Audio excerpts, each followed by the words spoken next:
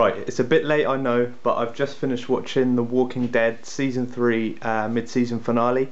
That was so stressful that it's the season has come to its midpoint now. We've got to wait until February because if you've seen it you know how much of a cliffhanger's on there, and I'm just eager to watch more really.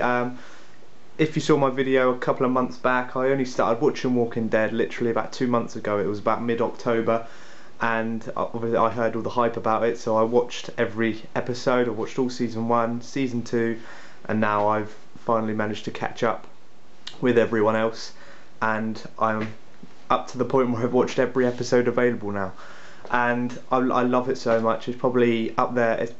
It's making its place as my favourite TV show. I can't get enough of it. I'm just looking forward to it every time an episode ends. I'm always looking forward to the next one. I love all the character development and how the story's progressed from the first season. In particular, Rick's character. I think Rick, even though he is the main character, and it might be a bit obvious to say this, but I think Rick is my favourite character. Purely because of the kind of journey we've watched him go through. We watched him in the very first episode when he first encountered a walker, that little one that only had half a body on the floor, and now he's turned into like some, I don't know, but since Laurie died, yeah, there will be spoilers in this, since Laurie died, he's turned into a bit more of a, he's a bit got a kind of mental edge to his head, which means he could snap at any moment really, couldn't he? Which that's what I like about him. I think his character's going to progress really well, but I hope they don't turn him into what they did with Shane and basically make that kind of madness lead into his death. I don't think they'll ever kill Rick off, but like I said, I just hope it doesn't happen. But back to the Series 3 mid-season finale. I'm loving everything that's happening at the moment. I love Michonne, I think her name is. I think she's a brilliant character. I think the governor's really good as like that main enemy, because he's got that kind of sadistic side where he kind of charms you in to Woodhaven, doesn't he?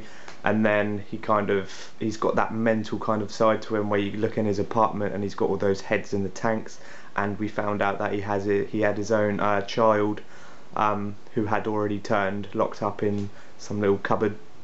So yeah, we know he's got that mental side to him. I haven't read any of the comics, so I don't know what eventually happens to these characters, but I did see that the character in the comics does have a damaged eye, and wears like an eye patch, so that's quite cool that they've gone down that route with the series as well.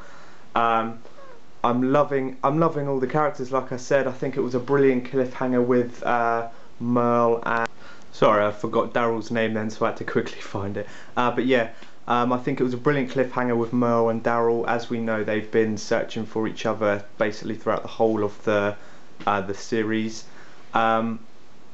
Merle, we're given the kind of opinion that he's an enemy, and obviously he shows enemy traits and everything. He's a cold-blooded killer. He doesn't care about torturing people, but I don't think he's going to be an enemy in the series. I think he's going to join the kind of rest of the gang. I just don't know. I think there's more behind Merle. I don't think he's as sadistic as he looks. I know he has cold-blooded to kill people, but I just don't think we're gonna see the end of it. I think the brothers' relationship is going to develop, and they're going to have a bit more of a role as the season goes on. I think they're going to have a lot of a focus point on these two brothers, which I think is really good because I really love the characters. I'm loving all the characters back at the prison as well, even though they're not that kind of important at the moment. You've got like Carl kind of leading the prison people while everyone else is at Woodhaven, and we've seen just on this last episode a new group of survivors join, so it looks like we're going to be having some new characters in for the rest of the season. Not too much to go by yet, but they look kind of very similar to the characters that we've already know, so whether they'll be staying on for the seasons as they progress, we don't know. I think there's more to this character. I can't remember his name. There was the two prison people that stayed with the kind of gang, the trampy looking one. I can't remember his name. But I think there's more to him. I think he's got a very sadistic side, and I think he could either I don't know, I think he could just kind of have an outbreak and have a mental sort of attack on someone. I think he could end up killing one of the people back at the prison. So yeah, I think there's a lot more to come, and I just can't wait for it. Like I said, I'm loving the Governor as well, because I think David Morrissey, he does a very, very good kind of enemy. He does it really well.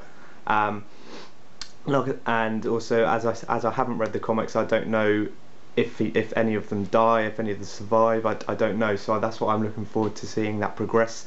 But yeah, I just wanted to do this short little video just to give you my thoughts on the mid-season finale and everything like that. So yeah, I'm loving it and I can't wait for more. So drop your comments down below, and I'll look forward to seeing you in my next video. Thank you.